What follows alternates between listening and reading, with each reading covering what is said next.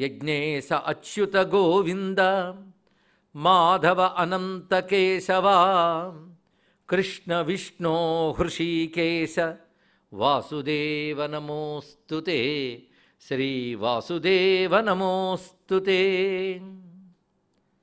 సచ్చిదానందరూపాయ విశ్వోత్పత్యాదిహేతవే తాపత్రయ వినాశాయ శ్రీకృష్ణాయ నమో నమః శ్రీకృష్ణాయ నమో నమః.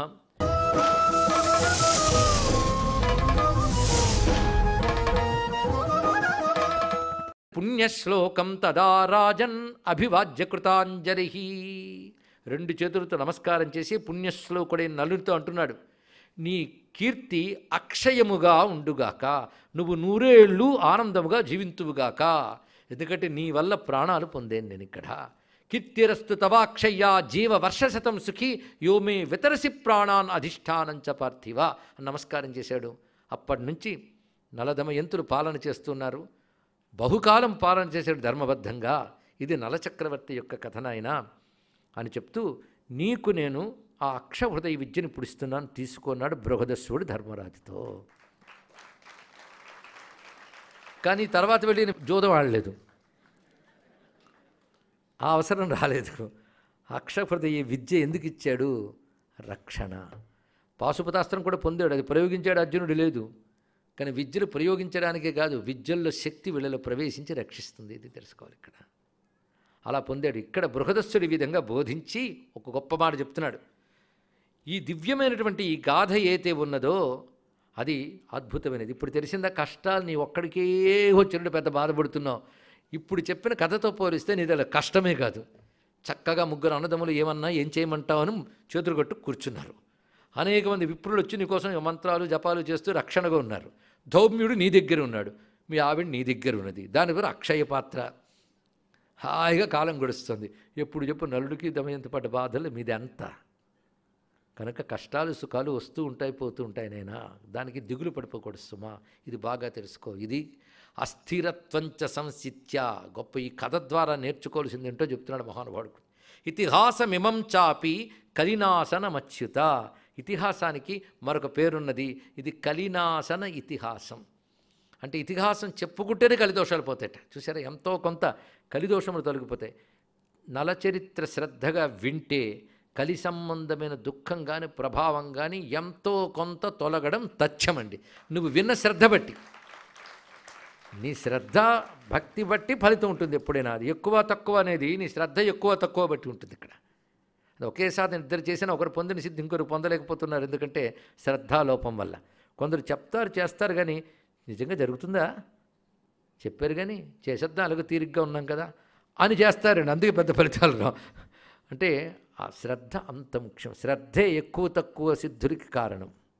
కానీ శ్రద్ధ బలంగా ఉండాలి. శ్రద్ధ అంటే అఖండ విశ్వాసం. ఇది తెలుసుకోవాల్సింది ఇక్కడ. అందుకే ఈ మాట చెప్తున్నాడు ఇక్కడ. ఈ దివ్యమైన కథ ఏదైతే ఉన్నదో అది ఇందులో చెప్పబడ్డ పాత్రలను ఎప్పుడూ తలంచుకో. వాళ్ళు సామాన్యులు కారు. కర్కోటకస్య నాగస్య దమయంత్యాహ నలస్య చ ఋతుపర్ణస్య రాజర్షేః కీర్తనం కలినాశనం. ఇది మంత్రం అండి. ప్రతివారు రోజు ఒకసారైనా ఈ మంత్రం అనుకుంటే కథ అంతా అనుకున్నట్టేట. ఇది కలినాశన మంత్రం అంటారు ఇక్కడ. అంటారా? అందాం. కర్కోటకస్య నాగస్య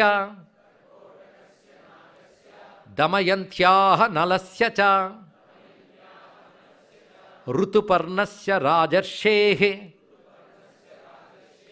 కీర్తనం కలినాశనం. ఇందులో చెప్పబడ్డవారు నలుగురే. ముందు కర్కోటకుని చెప్పారు మహానుభావుడు ఆయన. దాని తర్వాత దమయంతి నలులు. తర్వాత రాజర్షి అయిన ఋతుపర్ణుడు. ఆయన గొప్ప వ్యక్తిత్వం అలాంటిదండి ఇక్కడ మహానుభావులు. ఈ నలుగురిని కీర్తిస్తే చాలు కలినాశనం అవుతుంది. ఎందుకంటే నలుడు ఇటు పాండవ కథకి ఈ కథకి ఉన్నటువంటి అనుబంధం అది ఒకటి రోజు రెండో రోజులు చెప్పాను. బింబ ప్రతిబింబ భావం. పాండవ కథకి దీనికి ఎన్ని పోలికలో పరిశీలిద్దాం. అక్కడ ఒక నరుడు ఉన్నాడు, ఇక్కడ ఒకే నరుడు ఉన్నాడు. అక్కడ ఒక నరుడు 5 అయ్యాడు. నరుడంటే ఎవడు? అక్కడ అర్జునుడు ఇంద్రుడు. మిగిలినటువంటి నలుగురు కూడా ఇంద్రాంశలే. ఇది పంచేంద్రోపాఖ్యానమని సభాపర్వంలో మనకు కనబడుతుంది. ఒకే ఇంద్రుడు 5 అయితే ఒకే స్వర్గలక్ష్మి ద్రౌపది అయింది. ఈ రహస్యం అక్కడ కనబడుతుంది ఇక్కడ. కనుక అక్కడ మొత్తం పాండవులందరికీ కలిపి ప్రతీక నలుడు, ద్రౌపదికి ప్రతీక దమయంతి. అరణ్యవాసం అజ్ఞాతవాసం రెండూ జరిగాయి ఆయనకి. ఋతుపర్ణుడి దగ్గర ఉన్నప్పుడు అజ్ఞాతవాసం, అంతకుముందు అరణ్యవాసం రెండూ పడ్డాడు ఇక్కడ. వాటి నుంచి అలా బయటపడ్డాడు. ఒకే కథలా కనబడుతుంది కదా. అంతేకాదు వింటూ ఉంటే ఇది నా కథేమో అనిపించేటట్టుంది ధర్మరాజుకి. పైగా అసలు నలుడి పేరే తెలియకుండా బతకలేదు ధర్మరాజు. నలుడి గురించి తెలుసు ఆయనకి. అంటే అజ్ఞాని కాడు కదా. ఒకప్పుడు విన్న కథే కావచ్చండి, కానీ ఒక సందర్భంలో ఒక పెద్దవారు చెప్పేటప్పుడు ఆ కథ యొక్క ఇంపాక్ట్, డెప్త్ అప్పుడు ఇంకా బాగా మనసుకు వస్తుంది. మనం ఉన్న పరిస్థితి బట్టి. ఒకే కథ తెలిసిన రామాయణమే కావచ్చు, ఒక పరిస్థితిలో రామాయణాన్ని కూలంకషంగా చెప్పినప్పుడు మనమున్న పరిస్థితి బట్టి చక్కగా మన హృదయానికి వస్తుంది. అందుకే తెలిసిన కథలే మాటి మాటికి చెప్పుకుంటూ ఉండాలి. కొత్త కథలు ఏం తీసుకురా అక్కర్లేదు. కొత్త కథలు, కొత్త సిద్ధాంతములు కొంపలు ముంచును. మనకు పురాణ కథలే మంచివి. అంటే ప్రాచీన గాథల్లోనే అన్నీ ఉన్నాయి కావలసినవన్నీ కూడా. ఎందుకంటే ఇక్కడ లేనిది అక్కడ ఉండేది ధర్మం. అది అన్నిటికంటే బలమైనటువంటిది. ఆ కోణంలో పుష్టిగా ఉంటాయి కథల్లో. ఇక్కడేముంది ఎమోషన్స్ అంతే. నచ్చితే ఎన్ని పాపాలైనా చేసి తెచ్చేసుకుంటాం, నచ్చకపోతే ఎన్ని పాపాలైనా చేసి వదిలేసుకుంటాం. అదే కదా అధునాతన నాగరికత, అధునాతన కథలు. అవునా లేదా? విచక్షణల్లో ఏది తోస్తే అదే చేయడం, అదే హీరోయిజం. దాన్ని ఆమోదించే సమాజం ఉందంటే ఆ సమాజం ఎంత నీచ సమాజమో ఆలోచించుకోండి. అలాంటి నీచ సమాజంలో స్త్రీకి రక్షణ ఉంటుందా? పిల్లలు ఆరోగ్యంగా పెరుగుతారా చెప్పండి? అలాంటివి చూసే పిల్లలు రాత్రులైతే మద్యశాలల్లో నాట్యాలు చేయడానికి వెళ్తారు. అవునా లేదా? ఈ రోజులు ఇది మామూలేలేండి అని తల్లిదండ్రులు సమర్థిస్తుంటారు. ఇలాంటి పాపాత్ములు ఉండే కాలం కలికాలం. ఈ ప్రభావం మన మీద పడకుండా ఉండడం కోసం దమయంతి చరిత్ర, నల చరిత్ర చెప్పుకున్నాం మనం ఇక్కడ. ఆలోచించవలసిన కోణములు ఇవ్వండి ఇక్కడ. పైగా నలుడు, దమయంతి కథ అంతా తెలిసింది కదా. ఇందులో జరిగిన కథ వింటూ ఉంటే అడవులు పాలవడం అన్నీ విన్నారు. జరగబోయే అజ్ఞాతవాసం సూచనలు వచ్చాయి. ఆవిడ పాపం సైరంధ్రిలా వెళ్ళింది అక్కడికి. మన ద్రౌపదికి థాట్ వచ్చింది బెటర్ అని. వంటలు వండుతూ వాడు వెళ్ళాడు అంటే ఇదే రూపాలతో వెళితే అజ్ఞాతవాసం కుదరదు. మనకు ఇప్పుడు ప్రతివాడి కర్కోటకుడి చేత 5 ఎక్కడ కాటో ఎంచుకుంటాం. కనుక మనమే రూపాలు మార్చుకుని ప్రయత్నించేద్దాం. ఒకడికి ఆ సౌకర్యం వచ్చిందంతే. కర్కోటకుడిలాగా పోల్చుకోలేని రూపం మార్చుకునే సౌకర్యం ఒక్కడికి వచ్చింది. ఊర్వశి శాపం చేత మహానుభావుడికి. ఎందుకంటే ఆయన ఉన్నాడు, ఆయన రూపం మరుగుపరచలేరు. అంత గొప్ప తేజస్సు ఆయన. ఎవడు? అర్జునుడు.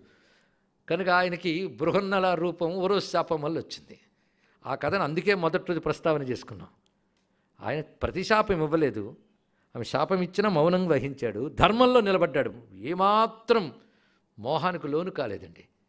పైగా అది స్వర్గం, అన్ని భోగాలకు అవకాశం ఉంది.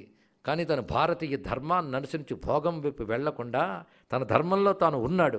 అందుకు ఇంద్రుడు చప్పట్లు కొడుతూ వచ్చి ఇది శాపమే కానీ ధర్మంలో ఉన్నావు కనుక దీనికి వరం అవుతుందని చెప్పాడు. చూడండి, కానీ ధర్మంలో ఉంటే శాపం కూడా వరం అవుతుంది ఇక్కడ. అది అజ్ఞాతవాసానికి ప్రచ్ఛన్న రూపములతో వెళ్ళడం ఒక్కొక్కరు ఎలా వెళ్ళారో మనకు తెలిసిపోయింది. అశ్వపాల గోపాలకులుగా 2 వెళ్ళిపోయారు.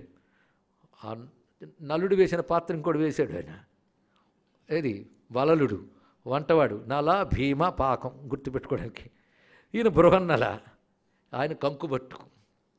అలా రూపాలు మార్చుకు వెళ్ళారు. వాళ్ళకి ఆ సూచన కూడా ఇందులోంచి వచ్చింది.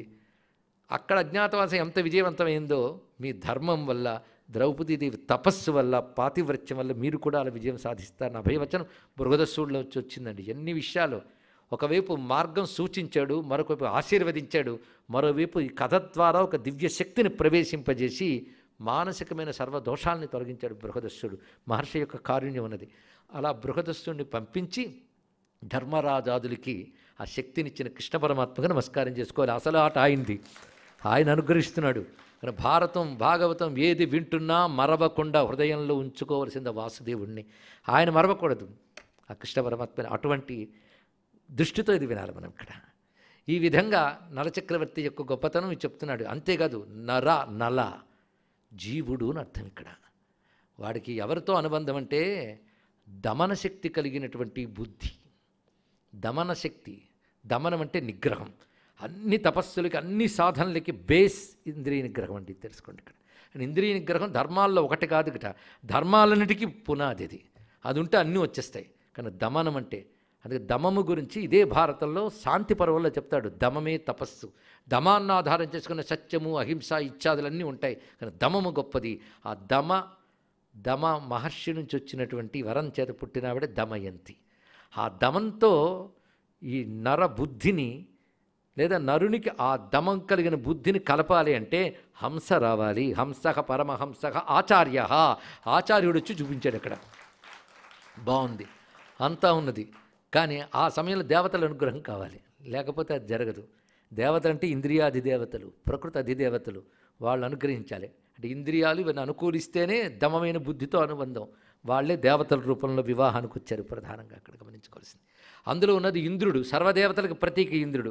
మిగిలిన ముగ్గురు అగ్ని, యమ, వరుణ. మీరు జాగ్రత్తగా వింటే యముడు ఒక మాట అంటాడు, నా వల్ల నీకు అన్న సమృద్ధి కలుగుతుంది అన్నాడు. అన్నం పృథ్వీ సంబంధమైనది. ఉపనిషత్తుల్లోకి వెళదాం. ఇక్కడ ఉపనిషత్తుల్లో తేజోబన్నములను మాట చెప్పాడు. తేజ అప్పు అన్నం. పంచభూతాల్లో 3 భూతాలే ప్రధానంగా చెప్పాడు. గమనించండి, ఇక్కడ అగ్ని, నీరు, అన్నము. అన్నం అంటే పృథ్వీ. 3 చూపించారు ఇక్కడ, మిగిలిన 2 చెప్పలేదు. ఇది 3 మనకు కనబడతాయి, మిగిలిన 2 కనబడవు. అవేమిటి? వాయువు, ఆకాశం. ఈ 2 కనబడవు. కనబడేవి 3. మన శరీరం కూడా ఈ 3 ఉంటుంది. మన చుట్టూ ఉన్నవి 3 తేజోబన్నములు. కనుక పరమాత్మ ఇంద్ర రూపమైన దేవతా తేజస్సుగా వచ్చి ఈ 3 రూపముగా దేహాదుల నిర్మాణం జరుగుతుంది. ఇది చూపించారు ఇక్కడ. కనుక అక్కడ ఇంద్రుడు ప్రధానమే, మిగిలిన 3 ఉండడంలో ఇది ఆంతర్యం అంటే కథలో. వాటి యొక్క అనుకూలత బట్టే ఆ దమమైన బుద్ధితో కలయిక. కథలో ఉన్న ఆంతర్యం చూడండి. అయితే మిగిలిన భూతములు ఏం చేసేయండి? తప్పు కదా. వాయువు, ఆకాశం కనబడగా ఉన్నాయి కదంటే ఆ వాయువే ఇక్కడ దమయంతీదేవి సత్యానికి సాక్షిగా ఉంటూ నేనున్నానని చెప్పాడు. ఆకాశగత తేజస్సే సూర్యచంద్ర రూపాలతో వచ్చి కనబడ్డాయి చెప్పండి. ఇక్కడ ఈ కథలో ఉన్న దేవతాశక్తుల సాకారం. అయితే కలి ప్రవృత్తి ప్రవేశిస్తే, ఎక్కడో ఒక చిన్న దురాచారం వల్ల కలి ప్రవృత్తి ప్రవేశిస్తే జీవుడికి ఆ దమముతో ఉన్న అనుబంధం పోతుంది. ఇక్కడ ఇది తెలుసుకోవాల్సిన విషయం ఇక్కడ. కానీ బుద్ధి చాలా దమంతో, బుద్ధే పతనమైన జీవుడిని మళ్ళీ తీసుకురావడానికి తనదైన ప్రణాళిక జాగ్రత్తగా వేసుకుంటుంది చూడండి. ఆ బుద్ధే పనిచేస్తుంది ఇక్కడ. ఆ పని చేస్తున్నప్పుడు ముఖ్యంగా అహంకార మమకారాలు పోవాలి. అప్పుడు కానీ మళ్ళీ పూర్వస్థితి రాదు. నేను నలుణ్ణి, ఇలాంటి రూపంతో ఉన్నాను, ఎవడైనా పోల్చేస్తాడు, అయ్యో నలుడిగా అవమానం వస్తుంది అంటే అది ముందు అది పోవాలి కదా. అందుకే కర్కోటకుడు కాటు వేసి అహంకారం మమకారం 2 తీశాడు ఇక్కడికి. వెంటనే తన ఏమైనా నల అనే అహంగాని, నేను చక్రవర్తి అనే మమగాని 2 పోయి అహంకార మమకారాలు ఒదిగి అక్కడున్నాడు. అక్కడ చూడండి, ఇక్కడ సహకరించాడు. అక్కడ దాని తర్వాత చేరింది ఎవరి దగ్గర? ఋతుపర్ణుడు. ఆయన ఇచ్చింది అక్షహృదయ విద్య. ఆలోచించుకోవాలి ఇక్కడ. ఋతువులే పర్ణములుగా కలిగినది కాలము. లెక్క పెట్టే వాటిలో కాలమే గొప్పదని కృష్ణుడు చెప్పాడు. కాల కలయితామహం. అందుకని లెక్కల విద్యలో బాగా నైపుణ్యం ఉంది, అక్షహృదయ విద్య గొప్పది అని చెప్పింది ఎవడు? ఋతుపర్ణుడు. అంటే సత్కాలము. ఋతుపర్ణుడు అంటే సత్కాలము. అతడితో యోగం అక్కడ ఏర్పడింది. అలాగే మీరు సుదేవుడి దగ్గర నుంచి అన్నిటినీ అన్వయించుకోవచ్చు. తిరిగి కలి విడిచిపెట్టేశాడు. దేనివల్ల? ఆ సత్కాలం ద్వారా లభించిన సద్విద్య యొక్క ప్రభావం చేత, ఎన్నాళ్ళు ఉన్న ధర్మము చేత, తపస్సు చేత, బుద్ధి యొక్క అనుగ్రహం చేత.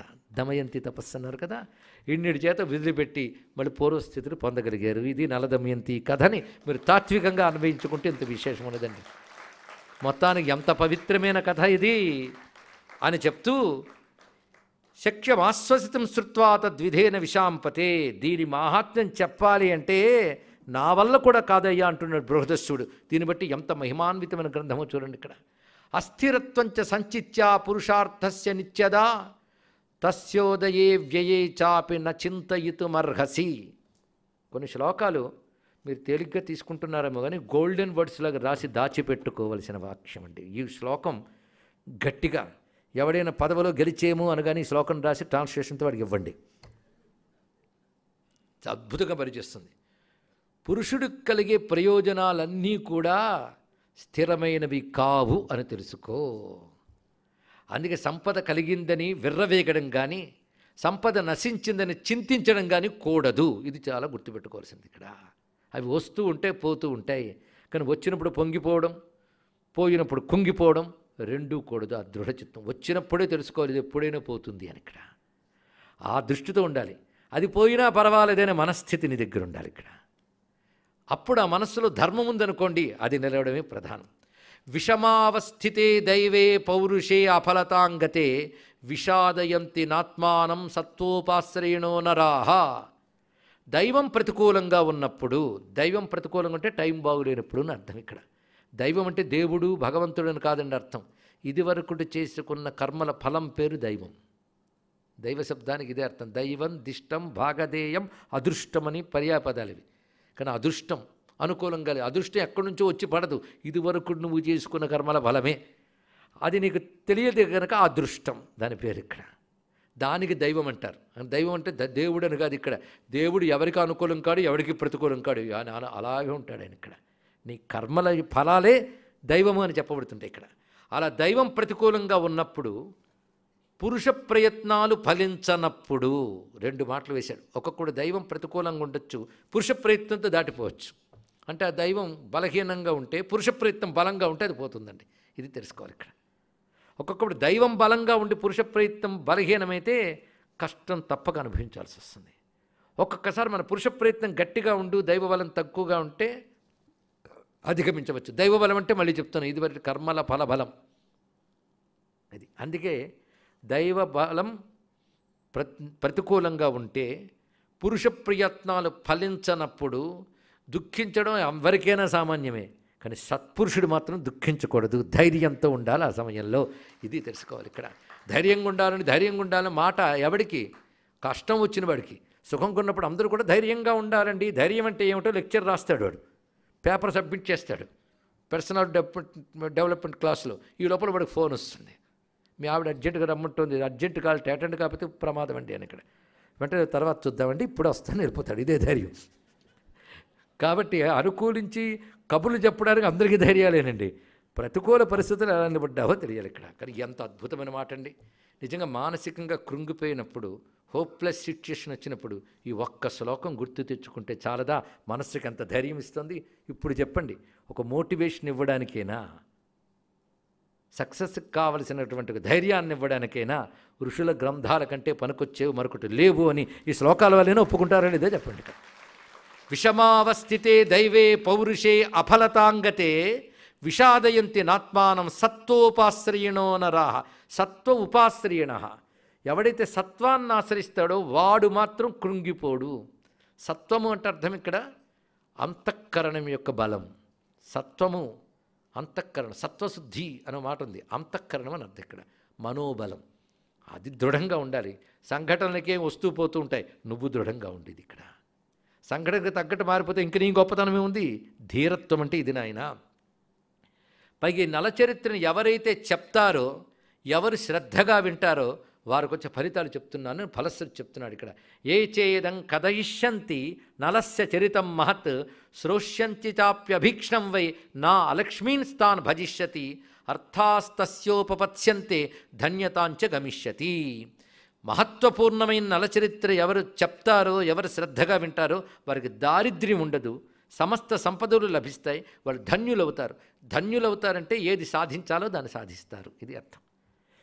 ఇతిహాసమిమం శ్రుత్వా పురాణం శశ్వదుత్తమం పుత్రాన్ పౌత్రాన్ పశుశ్చాపి లభతే నృషి చాగ్రియతాం ఆరోగ్య ప్రీతిమాంశ్చైవ భవిష్యతి న సంశయ. ఈ కథను శ్రద్ధగా వింటే చాలు. దీని ఫలితం ఏంటంటే వాళ్ళకి సంతాన వృద్ధి జరుగుతుంది. అదేవిధంగా సాటి వారిలో అగ్రస్థానంలో ఉంటారు, అంటే ఉన్నత పొజిషన్లో ఉంటారు. ఇక్కడ ఆరోగ్యము ఆనందము రెండూ లభిస్తాయి వాళ్ళకి. ఇప్పుడు ఈ కథ ద్వారా నీకు ఇవి లభించాలని చెప్పానయ్యా అన్నాడు బృహదస్సుడు ధర్మరాజుతో. ఎంత విశేషమైన అంశం ఇక్కడ. దీనితో ధర్మరాజు చాలా సంతోషించాడు, బృహస్సుడిని ఆరాధించాడండి. ఎంతకంటే వరమే ఉంటుందండి. ఋషులు మిరాకిల్స్ చూపించి నీ చేతులు ఏది పెట్టనక్కర్లేదు, వాళ్ళు చెప్పిన మాటలే వరాలు, అవే నీకు ధైర్యాన్నిచ్చే దీపాలు. ఇంకేం కావాలి ఇక్కడ. బృహదస్సుడు వెళ్ళిపోయాడు. తర్వాత కూర్చుని అంటున్నాడు, అర్జునుడు వెళ్ళిపోయిన తర్వాత ఇంతవరకు తెలియదు కదా జాడా. ఆ సమయంలో వచ్చాడు. మనం ఇప్పుడు ఏం చేద్దాం ఇలా ఆలోచిస్తుంటే నారదులు వారు వస్తారు ధర్మరాజు వద్దకు. వచ్చి గొప్ప విషయం ఒకటి ఉన్నదయ్యా, మన సాధనలు మనం చేసుకోవాలి, మన ధైర్యం మనకు ఉండాలి. అదే సమయంలో గుర్తుపెట్టుకోవాల్సింది దేవతా సహకారం ఉండాలి. దేవతలు మనం సహకరించడానికి కొన్ని ప్రాంతాల్లో ఉంటారు.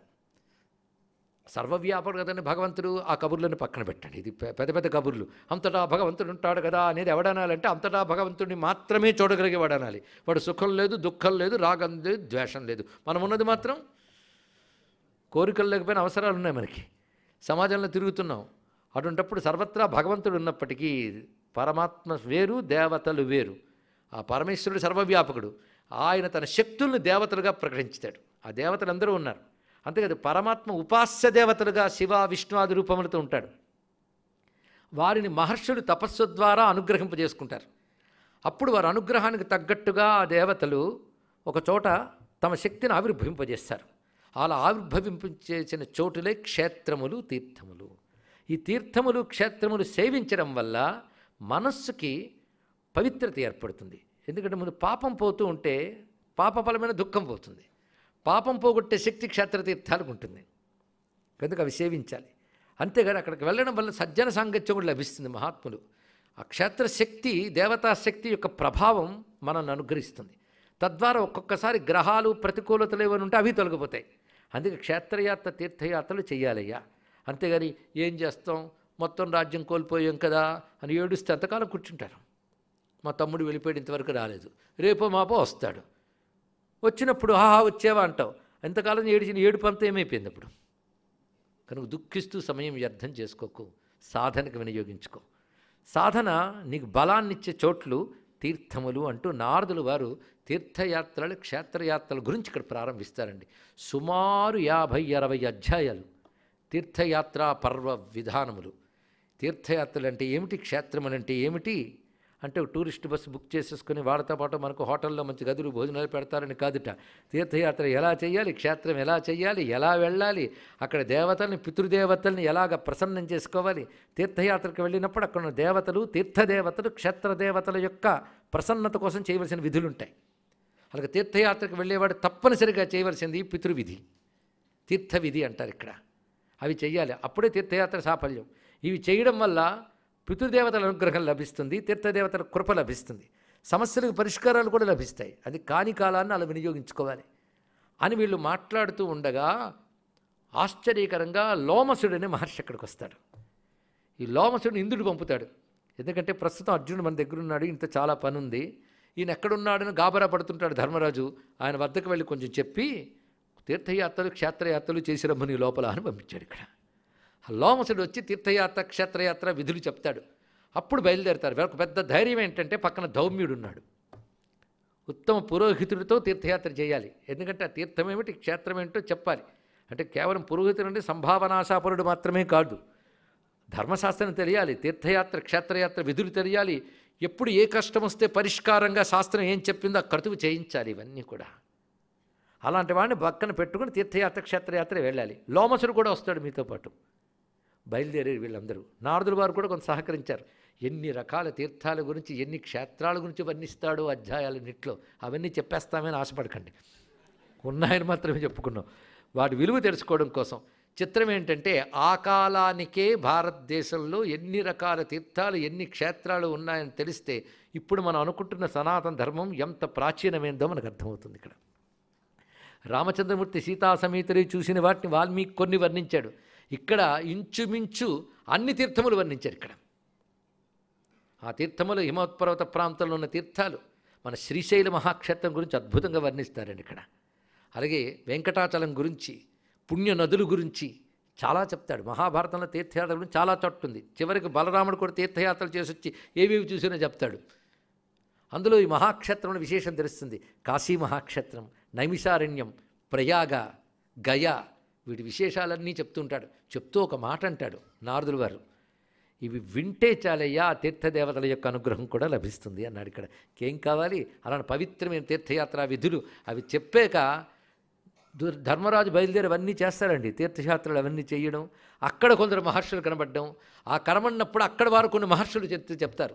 ఆ క్రమంలో అష్టావక్ర చరిత్ర, అగస్త్య మహర్షి చరిత్ర, ఇలాంటి కొన్ని చరిత్రలు, వాళ్ళు చేసే బోధలు, కథలు బోధల్లో బోధ. ఏం అద్భుతం ఇక్కడ. అలాంటి మహాత్ముల చరిత్రలు చెప్తాడు. శిబి చక్రవర్తి వృత్తాంతం ఒక చోట చూస్తుంది. ఇదయ్యా ఒక పావురాయి కోసం తన శరీరాన్ని ఛేదించుకు తాచులో కూర్చోబెట్టిన మహానుభావుడి చరిత్ర చెప్తాడు. శిబి చక్రవర్తి యొక్క చరిత్ర ఏం అద్భుతమైన విశేషములో ఒకటేమిటి, ఇలాంటి గొప్ప గొప్ప చరిత్రలు, తీర్థమహాత్మ్యాలు, దేవతా చరిత్రలు, ఋషుల యొక్క ప్రభావాలు చూస్తూ ఉంటే మన దేశమంతా కనబడుతుంది ఇక్కడ. ఆసేతు సీతాచలం ఇంత పవిత్ర భూములతో మహర్షుల యొక్క జ్ఞానముతో శుభిల్లు ఈ దేశంలో పుట్టడం నా అదృష్టం అనిపిస్తుంది. అలాంటి విధానాలు అక్కడ అద్భుతంగా బోధిస్తారు ఇక్కడ. అలా తీర్థయాత్రలు చేస్తూ చేస్తూ చేస్తూ ఉంటే హిమవత్పర్వత ప్రాంతానికి చేరుకున్నారు. అక్కడ ఉంటూ ఉండగా ఒకరోజు వృషపర్వుడు అనే మహర్షి ఆశ్రమం దగ్గర ఉన్నప్పుడు పైనుంచి దిగి వస్తాడు అర్జునుడు. ఆ వచ్చిన అర్జునుడు తన శివుడు ఎలా అనుగ్రహించాడు, పాశుపతాస్త్రం ఎలా పొందాను, తను ఎలా వెళ్ళి ఇంద్రాదులతో కలిసి రాక్షస సంహారం చేసి సహకరించాడో ఇవన్నీ చెప్తూ నాకు గొప్ప గొప్ప అస్త్రాలు వచ్చాయి తెలుసా, అవి ఎలా ఉంటాయంటే అని ప్రదర్శించడం మొదలుపెట్టాడు. అది ఉత్సాహం. ప్రదర్శిస్తున్నాడో లేదో భూమి కంపించడం మొదలుపెట్టింది.